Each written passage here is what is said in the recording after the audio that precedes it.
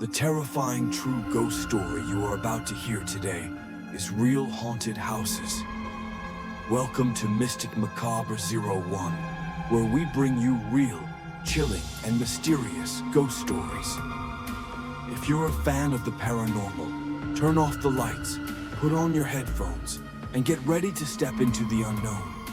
If you enjoy this content, don't forget to like, share, and subscribe so you never miss a spooky story. The Haunted Orphanage House. The town of West Hollow had a long history of tragedy and mystery. Sitting on the outskirts of town was an old house adjacent to a former orphanage. The orphanage had been abandoned for decades, its halls echoing with the whispers of lost souls. But the house beside it remained occupied, a stately mansion with an eerie presence that sent chills down the spines of those who walked past. It was in this house that the Miller family resided. Thomas Miller had moved in with his wife Diane and their two children, Jake and Emily, believing the spacious home would be the perfect place for their growing family. The grand staircases, sprawling gardens, and even the silent pond behind the house were enough to charm them. What they did not know, however, was the sinister presence lurking in the shadows of their new home. Jake and Emily, being adventurous siblings, were drawn to the open rooftop terrace, a space they transformed into their personal playground. On weekends, they would invite their friends over, and one of their favorite games was the simple yet engaging water passing game. The rules were easy. Form a line, fill a cup with water, and pass it backward without looking. The game was supposed to be fun, innocent, until something changed. One night the air was unusually thick, the scent of damp earth stronger than usual. A group of children had gathered on the terrace, laughing and playing. As they began their game, something strange occurred. Jake, positioned in the middle, felt an extra pair of hands brushing against his fingers as he passed the cup. Startled, he turned, expecting to see another child behind him, but there was no one. "Did you feel that?" Jake whispered to his sister. Emily shrugged. "Feel what?" The game continued, but the tension in the air became undeniable. The laughter slowly faded as each child felt something off. The water they passed grew colder with each round until it was as if they were touching ice. Then, a scream shattered the silence. One of the children, Lily, stood frozen, her eyes wide with terror. "Something just whispered in my ear," she stammered. Jake and Emily exchanged nervous glances. The game ended abruptly, and the children hurried inside, uneasy but convincing themselves it was just their imagination. That night, however, the real horror began. Jake woke up to the sound of dripping water. At first, he thought it was the faucet in the bathroom, but as he sat up, he realized the sound was coming from inside his room. His eyes adjusted to the darkness, and his breath hitched when he saw the wet footprints leading from the doorway to his bed. His pulse pounded. Slowly, he followed the trail with his eyes. At the foot of his bed stood a shadowy figure, its form barely distinguishable in the dim light. He wanted to scream, but fear paralyzed him. The figure stepped forward, and Jake saw it clearly. A young girl drenched, her long dark hair clinging to her pale face. Her eyes were hollow, black voids that bore into his soul. "You took my place," the girl whispered, her voice like wind rustling through dead leaves. Jake scrambled back, his heart hammering. He blinked, and the girl was gone. Only the wet footprints remained. The next morning, Jake told Emily, but she dismissed it as a nightmare. That was until she experienced it herself. A week later, She woke to the sound of giggling, soft, distant, but inside her room.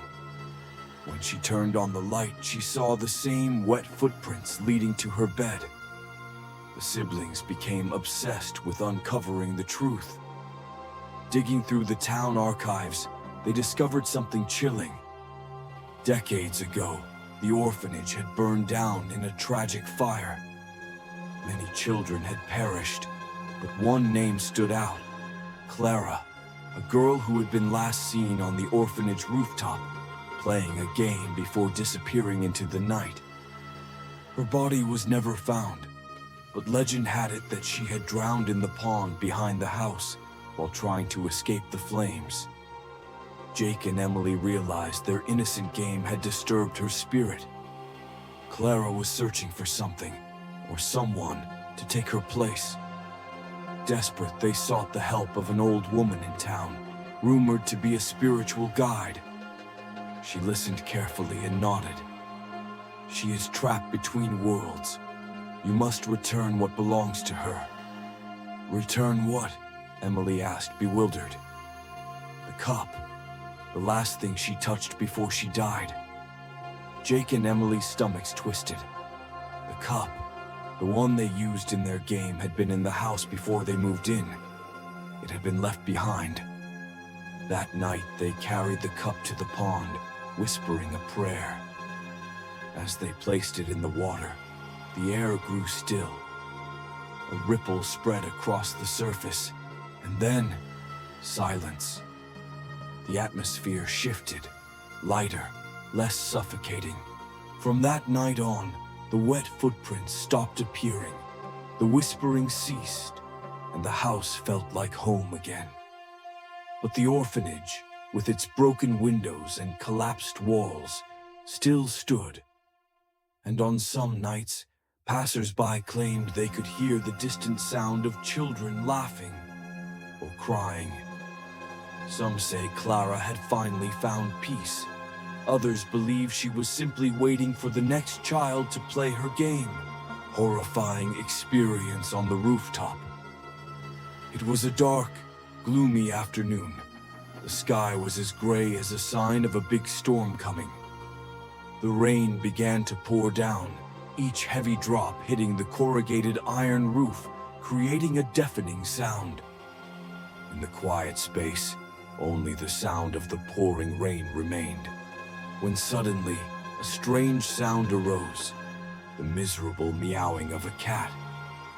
At first, the group of brothers thought it was just a stray cat, but then the meowing became longer, mixed with the whistling wind, as if someone was moaning in pain. Suddenly, a strange sound rang out, a terrifying howl echoing throughout the dark hallway. A chill ran down their spines, and they held their breath as they watched. Then suddenly, a classroom door creaked open. The lights flickered as if a dark shadow had passed by. As they ran downstairs in panic, they passed through long, dark corridors and stopped short at a horrifying sight. Through the frosted glass, figures in white robes flickered in and out of the room. No one said a word to each other. They just ran, their hearts pounding. But when they passed the restroom at the end of the row, another sound rang out. It was a whispering sound, sometimes near, sometimes far, as if someone was discussing their presence. The bathroom door was ajar, drops of water falling to the floor, forming small puddles like someone's footprints. Then you guys heard it too. They're still here. A loud noise rang out. The door slammed shut. The group screamed, rushing out of the hallway, ignoring the pouring rain. They didn't dare turn back, but they had a distinct feeling that something was watching them. From that day on, no one dared to go up to the terrace or pass by that corridor at night. It was rumored that on rainy days, if you listened carefully, you could still hear the meowing of cats and whispers that did not belong to this world. The Haunting of Blackwood Manor. It started as a harmless adventure, a childhood curiosity that neither Daniel nor his younger sister Emily could resist. The Blackwood Manor, an abandoned mansion on the outskirts of town, had always intrigued them. Stories whispered among the townsfolk spoke of strange noises, shadows moving in the dead of night, and eerie music that seemed to play itself. But they were just stories, right? One autumn evening, under the glow of the full moon, Daniel and Emily sneaked out of their home and made their way to the decrepit house. The air was thick with the scent of damp wood and decaying leaves as they pushed open the rusted gate. The manor loomed before them, its darkened windows like empty eye sockets, staring down at them with an unspoken warning. With hesitant steps, they entered the house. The floorboards creaked beneath their feet, and the walls seemed to whisper in hushed tones. Dust floated in the dim light of their flashlights as they moved through the grand hallway. Paintings of solemn-faced figures lined the walls, their gazes following the children as they explored. A sudden draft sent a chill down Emily's spine. "Maybe we should go back," she whispered, gripping Daniel's arm. But Daniel, always the brave one, pressed forward. "Just a little longer," he said. "We haven't even seen the piano yet." The infamous piano of Blackwood Manor. Legend had it that it played by itself when the house was empty. But as they entered the parlor, it was silent. The grand piano sat untouched, its keys covered in dust. Then, as if summoned by their presence, the first notes rang out. Emily screamed, and Daniel took a step back as the piano played a haunting melody. The sound was beautiful, yet deeply unsettling. Then came the laughter, a soft, feminine giggle that echoed through the room. It was followed by the faint sound of a flute, harmonizing with the piano. The air grew colder. A shadow moved in the corner. The children turned, their breath hitching. A woman in a flowing white dress emerged from the darkness, her head tilted back unnaturally, as if gazing at the ceiling. Her feet never touched the ground as she glided toward them. Daniel grabbed Emily's hand and bolted toward the grand staircase. But as they ran, the house itself seemed to shift. The walls stretched, the hallway elongated, and the air filled with the distant cries of children. They reached the staircase, but the woman was there, waiting at the top. Her mouth opened in a silent scream, her hollow eyes fixated on them. The siblings turned and ran down a narrow corridor, their hearts pounding. The whispers grew louder, a chorus of voices pleading, sobbing, laughing maniacally. Then came the touch, a cold, skeletal hand grasping Daniel's wrist. He yelped, jerking away, but the pressure lingered, as if something unseen clung to him. Emily yanked open a door, and they stumbled inside. It was a nursery, filled with cobweb-covered cribs and broken toys. The air smelled of mildew and something sickly sweet. Rocking chairs creaked, though no one sat in them. And then they saw them. Dozens of translucent figures, children, their faces frozen in expressions of fear, standing in the room, watching them. A whisper, clearer than the rest, brushed against Emily's ear. "Help us." She turned, but no one was there. The ghostly children began to move, their faces contorted in pain. Daniel grabbed Emily's hand, dragging her back out into the hallway. The woman in white was there again, her head still unnaturally tilted, her mouth opening wider than humanly possible.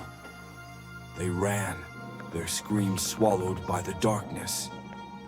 Somehow, by some miracle, they reached the front door. The moment they burst outside, the night air hit them like a wave of reality.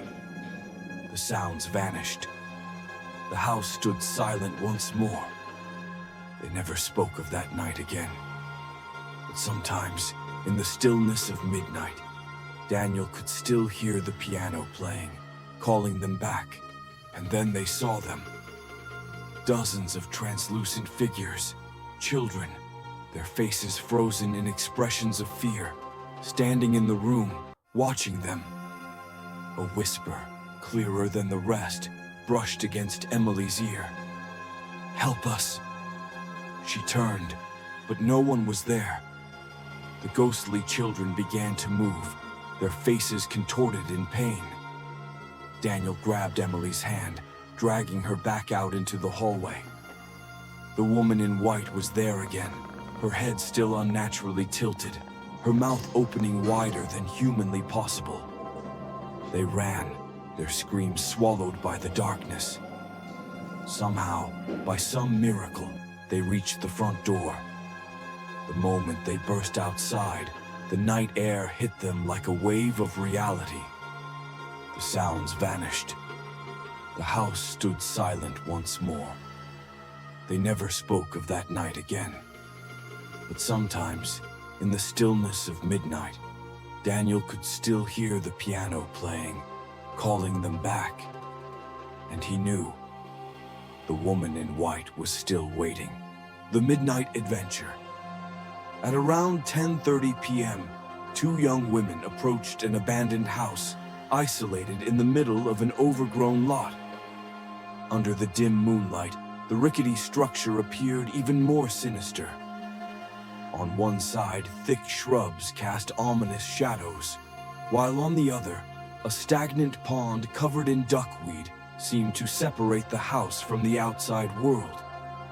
As they paused to listen, the silence was absolute, broken only by the soft rustling of leaves in the wind. The air was thick, with an eerie stillness, as if the house itself was holding its breath, waiting for them to step inside.